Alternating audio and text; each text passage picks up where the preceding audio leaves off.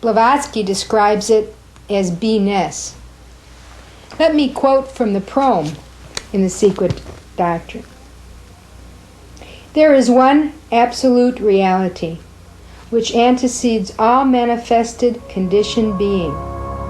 This infinite and eternal cause is the rootless root of all that was, is, or ever shall be. It is beingness rather than being, and is beyond all thought or speculation. This beingness is symbolized in the Secret Doctrine under two aspects. On the one hand, absolute abstract space, representing bare subjectivity, the one thing which no human mind can either exclude from conception or conceive of by itself. On the other, absolute abstract motion, representing unconditioned consciousness. Thus, the first fundamental axiom of the Secret Doctrine is this metaphysical, one absolute beingness.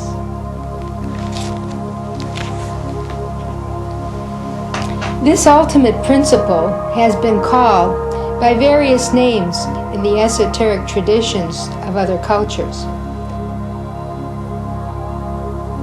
In Hinduism, it is called Parabrahm or Sat.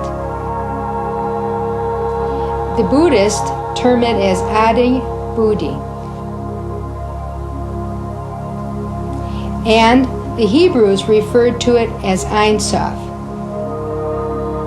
Regardless of the name, again, the principle is really beyond our conceptualization. So often, paradox is used to describe it. Blavatsky referred to the rootless root, or the causeless cause. One important implication of this ultimate oneness of all life is the idea that we are all interconnected, or that all of life is interdependent. We intuitively perceive this by using the phrase balance of nature. Thus, the first premise of the fundamental unity of all life becomes the cornerstone for the ancient wisdom. The second fundamental proposition of the Secret Doctrine contends that the universe operates according to the law of cycles. Unity becomes dual in order for life to manifest. This duality consists of spirit or motion on the one hand, and matter or form on the other. And this results in mind or consciousness. Yet all these aspects are really part of this fundamental unity. It is through the law of periodicity or cycles that life manifests. An illustration used by the Hindus is the analogy of the great breath. Exhalation and inhalation correspond to the coming into and going out of existence of the universe. Blavatsky states, this second assertion of the Secret Doctrine is the absolute universality of that law of periodicity, of flux and reflux, ebb and flow, which science has observed and recorded in all departments of nature. An alternation, such as day and night, life and death, sleeping and waking, is a fact so common, so perfectly universal and without exception, that it is easy to comprehend that in it we see one of the absolutely fundamental laws of the universe. Cycles occur in every aspect of our lives. Developmental life cycles occur in nature with plants, animals, and in ourselves, and even in the seasons of the year. What are these cycles? But patterns of movement, or energy, or rates of vibration that compose the basic structures of our universe. Sound waves are rates of vibration. They have a beginning, a middle, and an end. In Tibetan Buddhism, the sound of the bell represents the transitory nature of our physical existence. And by analogy, this reflects the operation of the universe.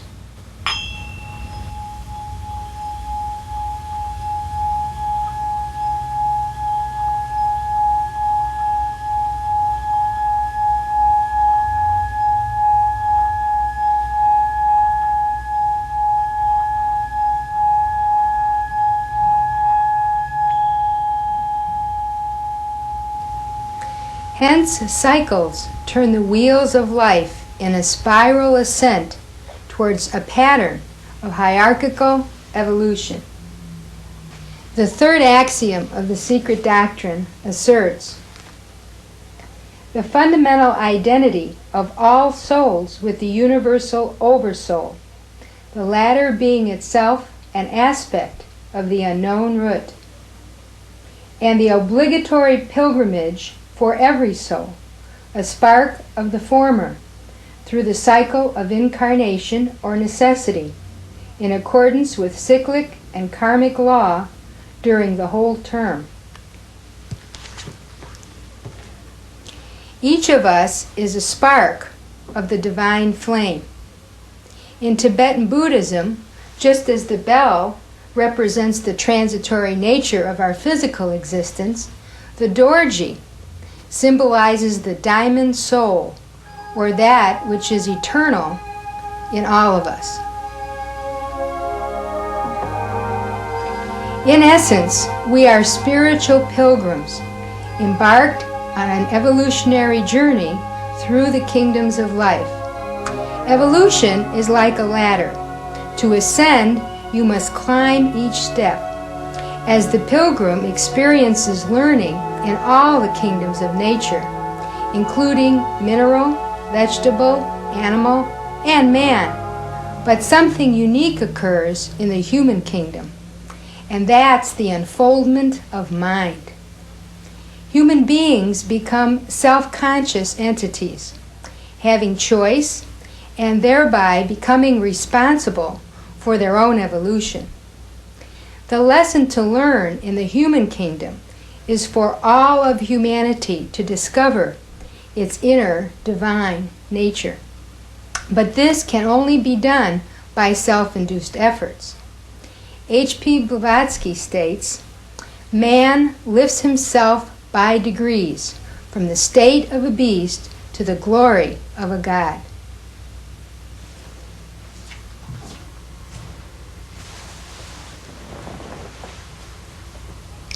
In summary, a conceptual foundation of Theosophia rests on three primary premises.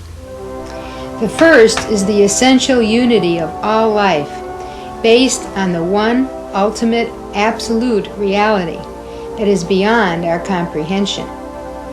This implies a mutual interdependence among all beings in nature. Second, the law of periodicity that gives rise to the endless cycles of birth, growth, and death in the universe and in ourselves.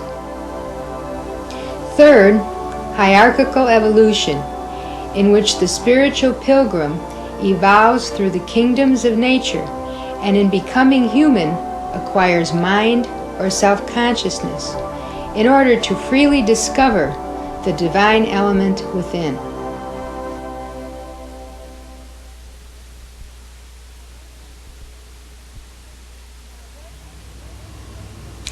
Now, what is it that determines how the cycles of evolution occur? Karma, or action, which is the law of equilibrium or harmony in the universe. It operates on all levels of our being, physically, mentally, morally, and spiritually. When we act against the orderly interaction of the whole, equilibrium is disturbed and must be restored to a harmonious state. In the Key to Theosophy, Blavatsky suggests an analogy to describe the law of karma. Think now of a pond. A stone falls into the water and creates disturbing waves. These waves oscillate backwards and forwards till at last they are brought to rest, and the water returns to its condition of calm tranquility.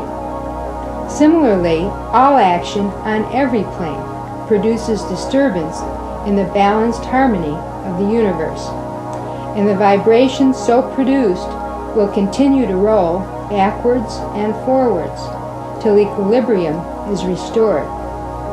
But since each disturbance starts from some particular point, equilibrium and harmony can only be restored by the reconverging to that same point of all the forces which were set in motion from it.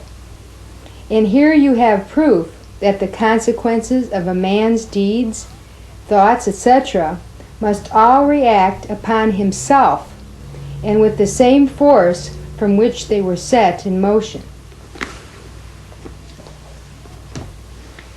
In other words, we reap what we sow. Examples of this would be that on a physical level, if we neglect our body, we'll develop an illness. If we're prone to worry, we might become anxious, or if we're too negative, we'll become depressed. On a moral level, if we treat others in a selfish way or hurt them, eventually that will come back to us. There are some popular misconceptions about karma that are worthy of mention. One is that karma really does not punish anyone. It is an impersonal law. If we break the law, we punish ourselves. For example, if I run a red light and get a ticket, it's not the red light that's punishing me. I violated the law and have to suffer the consequences. Second, not all adversity that happens to people springs from something that they did wrong. It may come from some kind of imbalance in their character, a need to grow in a certain direction, or perhaps some kind of disciplining that the ego needs to grow. I think that William Q. Judge puts it very well.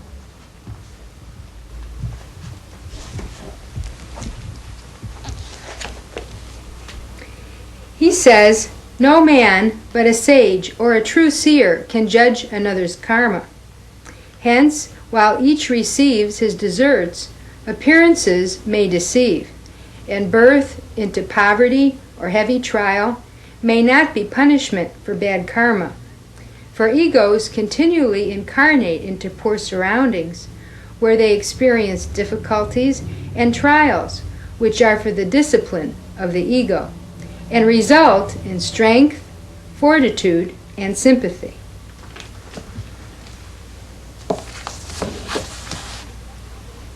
A more constructive way to look at karma is that we are responsible for what happens to us and how we respond to it. We can view all events as having meaning for us to discover, to learn from, and to grow.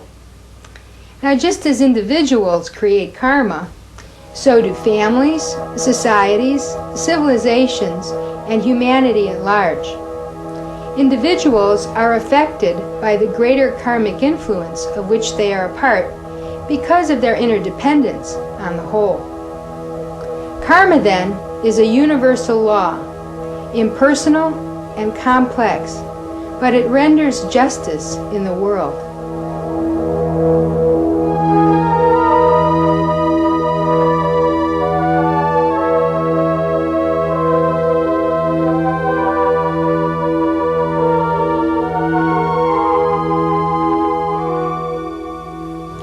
So what is nature's mechanism for human evolution?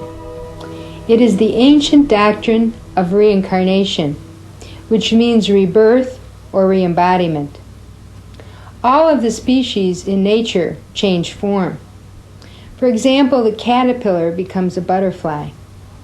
Evolution requires a metamorphosis of form. For an individual spiritual being to evolve over a great period of time takes many lifetimes to reach the goal of human evolution, and that is the discovery of the divine within.